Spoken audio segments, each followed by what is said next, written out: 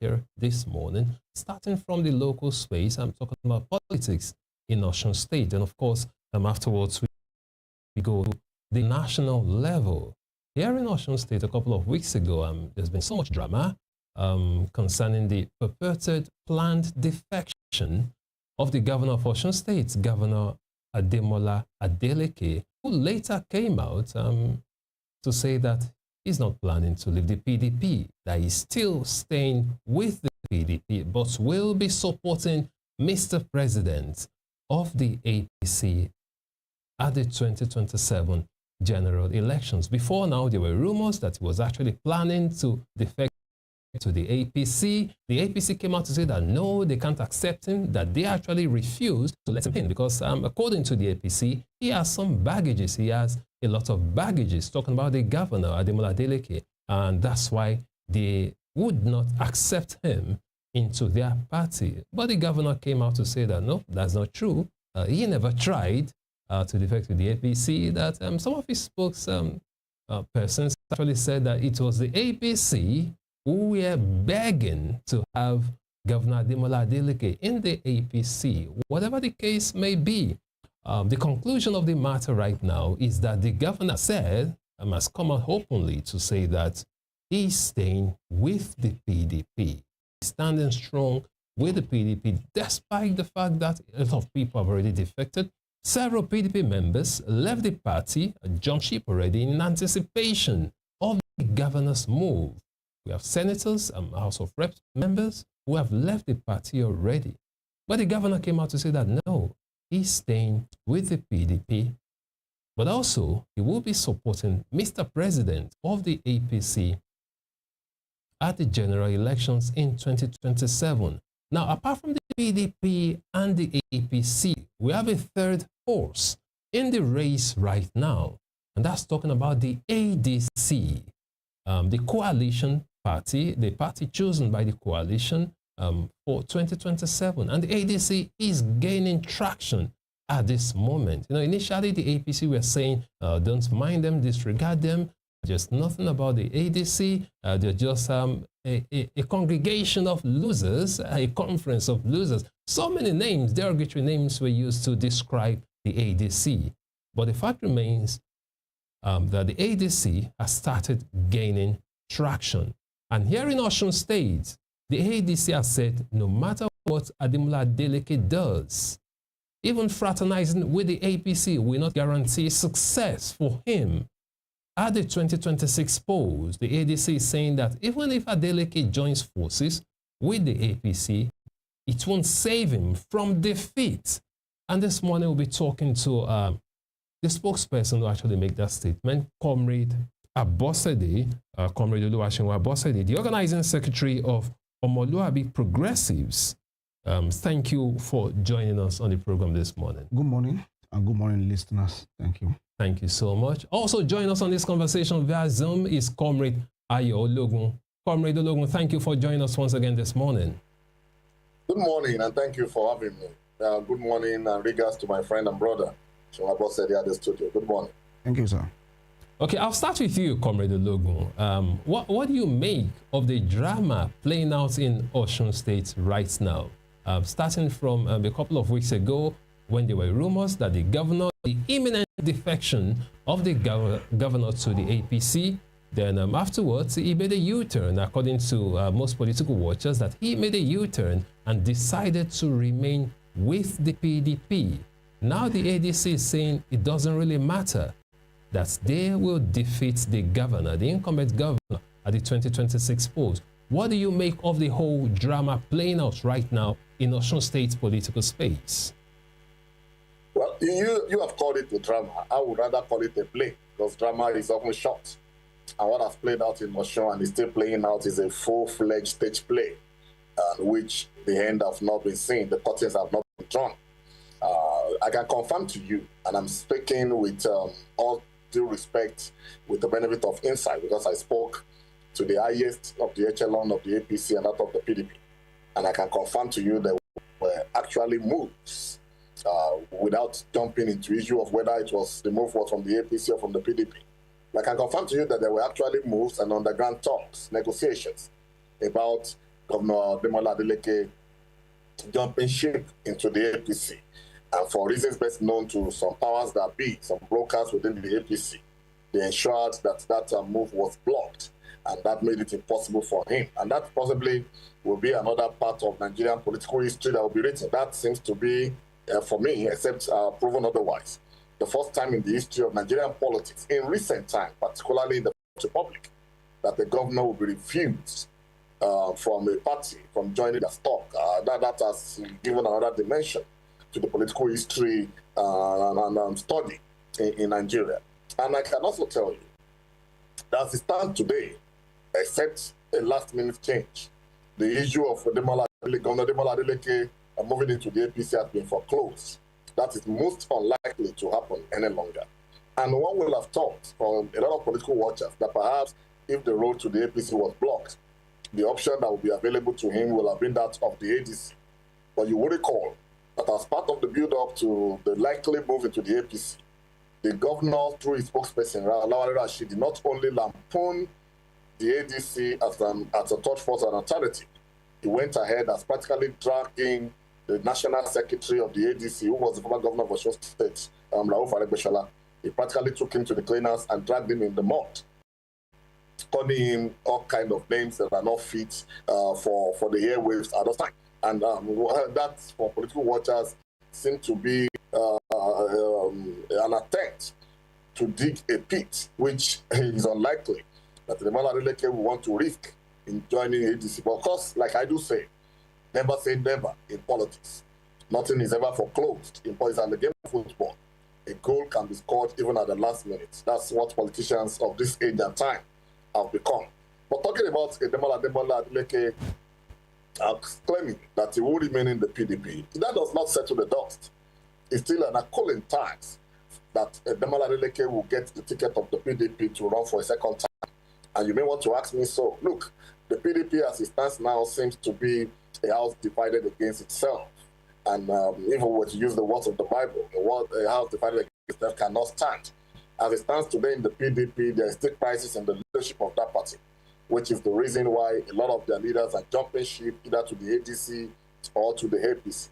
And that's because a lot of people, political watchers and analysts like myself, are opined that, look, except a Wike is removed from the PDP, and Ananya, who is the secretary of the PDP and has been said to be in the pocket of a Wike, is removed or something happens, then Wike, through the APC, will still call the shot of who gets what and who becomes what in the PDP. Because if Ananya remains the national secretary of the PDP and is under the control and the influence of a Wike, who in turn is neither here nor there, both in the PDP and the APC, then it becomes an accolade tax that whoever do not align with the position and the interest of that bloc within the PDP will have something each to deal with. So, like I say, Ademola Adeleke has found himself in a form of a twist. I'm sure a lot of brainstorming and thinking will be going on within his camp onto the next move to make. And now here we have the ADC saying that no matter what Governor Ademola Adeleke does, even if he pitches his tent with the APC, it still will not save him from being removed as governor. And the question would be, what alternative is the ADC offering? Except for within them, nobody has been able to say that, look, this is the path the ADC in Australia is taking. Who is likely going to be their governorship candidate? Whoever is eventually picked as the governorship candidate, what goodwill will such a person pool against an incumbent? What will be the track record of whoever the candidate would be? Or would they also be aligned with other smaller parties to put up a fight against Ademola Adeleke and whoever with the candidate of the APC will be in 2020? That's why I said it's not just a drama. A drama begins and ends shortly. But for the politics and politicking in Osun, it is a full-fledged play. But one thing I can assure you, and which is the crusade I've always advocated, that look, these politicians don't care about the people. It has always been about them, it's about them, and it will continue to be about them. Otherwise, where is the place of the people in all of these negotiations and calculations? Have they forgotten all of a sudden that it should not narrowly not matter what party anybody is contesting under? What should matter is the will and the acceptance of the people. Who controls the people? Who has the people's love? Who has the people's acceptance? Who has the people's followership? But when I hear ADC, PDP, APC talk, I hear them talk about their aspirations, their leaders' intentions, what is of benefit to them and otherwise. Nobody has ever put the people in the narration of these dialogues. And that is the painful thing. It is high time that the people realize that these politicians are holding them like toys. They are holding them like pawn in the game of chess. And it is high time that the people mobilize themselves and make a claim that the power actually belongs to the people and not to political calculations. All right, Comrade Logan, I'll come back to you. Let me come to you, Comrade Abosede, with us here in the studio. You heard the big question there. What is the ADC offering? Why should the people go for the ADC at this time? What makes you so sure? You have said that no matter what Adeleke does, even if Adeleke makes alliances with the APC, that he would still be defeated in 2026. Why should the people believe in the ADC? Thank you very much. You see, it is not far-fetched. We are the only party in Osun today that remains with the people. We are the only party today in Osun that did not depend on any political giant before he can market what he believes, his principles, his ideology, his programs. We are the only one today that, whether we did not have any political power, either from the councillor to the governor to the senate to anything, but yet we are moving mountains in Osun. When you call on ADC today in the street, people respond. Not because we are giving them anything, but because we have been with them before. We have identified with them. Speaking about what we have to offer is about looking at the trajectory and what we have offered before. Those people that are with us. You know, we have been there in power in the last 8 years at some point in time, talking about 2010 to 2018. That was the era of Rauf Aregbesola, which is the National Secretary of ADC now, which we, his ardent followers, are moving with him. We have moved with him into the ADC, and which the people have moved with him into the ADC. So if you look at his era, of course, let me go to the Achilles heel first. To say that if you want to say anything about Rauf Aregbesola, if you want to say anything about that era, to condemn me, you are going to say that he's holding the workers. So let me start. I was going to come there as well. I'm going to come there as well. I've gotten there before you do, because I know that that's the only thing that they always say, that the host workers. Of course, to that we have apologized to the workers that we hold, and it was not born out of malicious intention to deny them their right, but it was rather a doctrine of necessity at that particular point in time to save workers from being sacked. At least today, they had their salaries that they are getting back. They are part of the salary, which we have started paying back in 2018, 6 months before the expiration of the tenure of Governor Ademola. And may I take us back to what led to it as at that particular point in time? It was because the nation's resources, not that of Osun alone, dwindled. Not more than 20 states cannot pay its workers as at that particular point in time. We have states that are sacking the workers, but we in Osun said that instead of me to take away the people's means of livelihood, I would rather look at how we can put in place a committee comprising of the workers, the labor, and the government to look into this. And that was what led to the issue of the half salary then. Now, let me not dwell on that. And we thank God that we are gradually even moving out of it. Or when he was paying full salary before he left government, and 6 months before then, he was paying back the areas of those. All right, Comrade Abosede, let me cut you short a little because of time. I actually read the transcript of your interview with that correspondent, with our newspaper correspondent. The Punch. The Punch, Bola Bamigbola. Okay. I went through the transcript. You mentioned some of the things your principal did talk about Ogbeni Rauf Aregbesola while he was in office. How you explained that the half salary that people are talking about is actually not half salary, that it didn't affect the junior staff, that's from rather the senior staff had their salaries modulated. So that has been said. Then you now listed some things that Ogbeni Rauf Aregbesola did while he was in office. One of them that caught my attention, I'd really like to ask you, is the school calisthenics initiative. Very well. And I asked myself, comrade, what is school calisthenics initiative? What intrinsic value has that added to the state? Oh, beautiful. You see, beautiful. Interestingly, I happen to be one of the participants, organizers of the calisthenics activities back then. And the issue of calisthenics, what it brought, it wasn't actually the idea of Ogbeni Rauf Aregbesola.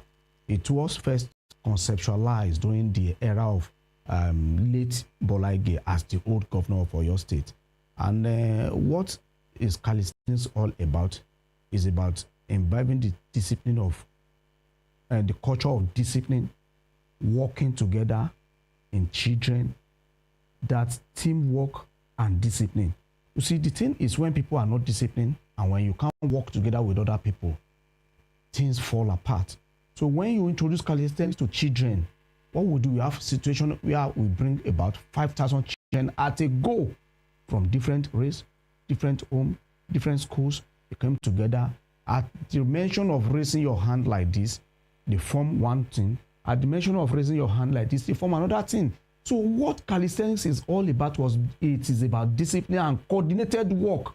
That if children can learn how to work together and how to be disciplined, be here at this point in time, don't do this at this point in time, it speaks volume to their later life when they get to where they want to do.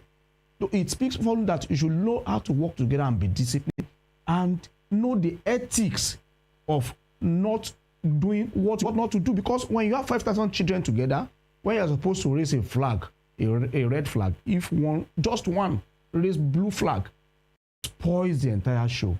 So we taught them the value of not being a rotten egg.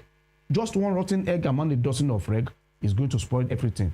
So the value that calisthenics brought to the children is about ethics of discipline, of working together, teamwork, and of timeliness.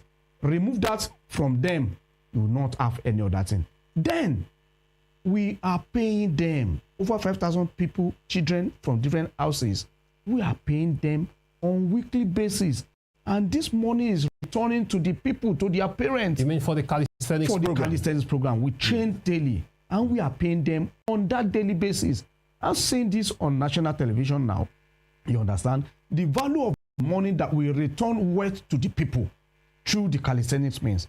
Imagine how much, as at then, we are paying 1,500 naira. Imagine how much it goes into the homes.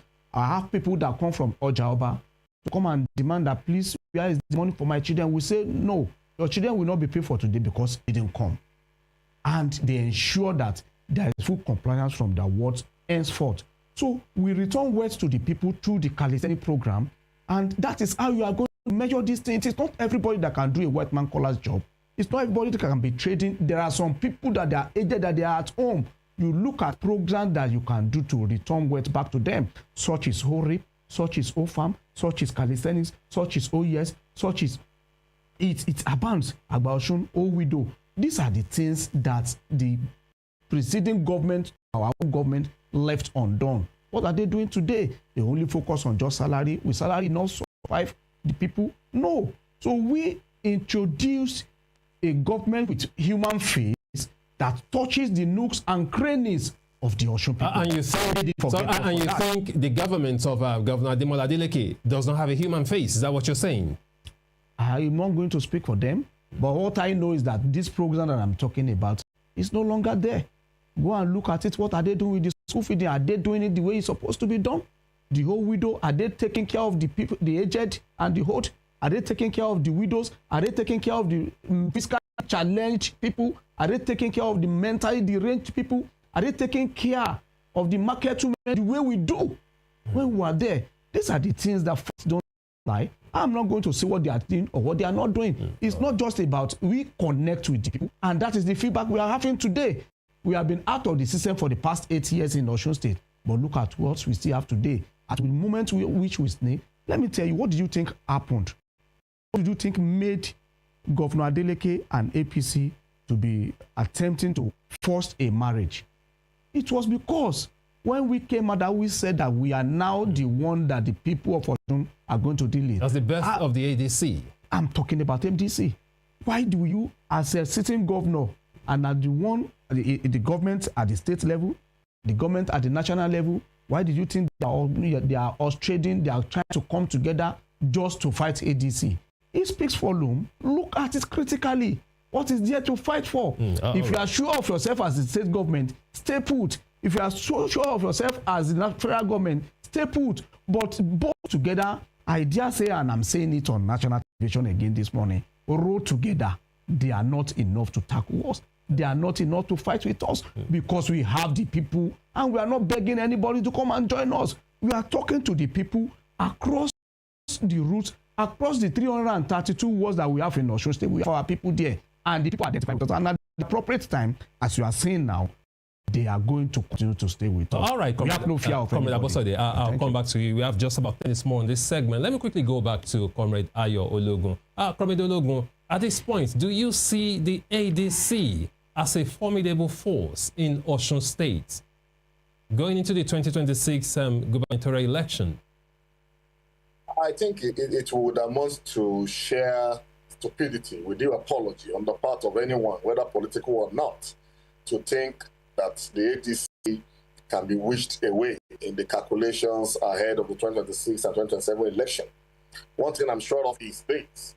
I don't know who the candidate of the ADC would be. Their candidate might not win the 2026 election. But you see, to think that the ADC will go into that election of 2027 for the House of Assembly, Reps, and Senate, and the ADC will not clinch some seats at the Assembly level, at the federal level, and at the Senate level, would be a wishful thinking. And that is because, whether you like it or not, Aregbesola has its court-like followership, and it has its areas of strength. And except that diminishes between now and the coming elections, he will pull a stunt. I'm not a fan of Rauf Aregbesola. As a matter of fact, we've not had good records of our meetings and our engagements. But that would not be enough for anybody to think that a former two-term governor, if I'm not mistaken, the only one who has had that record of two-term governor in the history of the creation of Osun, can be wished away as a no influence in an election less than 8 years of his leaving office. And he has consistently remained in politics, even as a former minister in the last administration. So one thing I'm sure of this, the course is not yet clear. It's like a three-horse race at the moment. The PDP is there trying all its best to put his house together, even though it keeps falling apart every day by their losing National Assembly members, and people have rumored that in the coming days and weeks, some members of the House of Assembly will also be lost to other political parties. The APC trying to garner strength and depending on Comrade Logan, sorry to cut in right there. You talked about the National Assembly. They actually came out to say they are supporting the governor.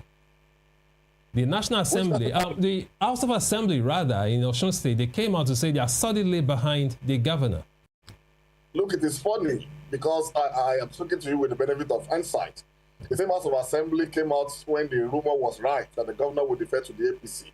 The same House of Assembly came to the press to say that, look, even though they are not pleased, wherever the governor is going, they will go with him. All of a sudden, now that he said he's remaining in the PDP, they said they are remaining with him in the PDP. Rumors had it, and I can tell you for a fact, because I heard it from the top echelons of the two parties, that they were moved to influence members of the House of Assembly to defect to the APC. Many of them were already in negotiations. So look, whatever a politician tells you should not be taken serious, especially when it comes to the issue of defection. That should be a no issue. A politician can wake up as a PDP member and go to bed as an APC member and wake up the following morning as an ADC member. So the issue of defection for them is shameless. Let's not go into that. But we're talking about the strength of Rauf Aregbesola and the ADC. It will be suicidal for anybody to wish away the strength of Rauf Aregbesola, the only governor who has spent 30 years in the history of the creation of the state, a former minister, and has remained relevant, in quotes now, in politicking at the state and the federal level. It will be suicidal for anybody to think it would end like it does not matter.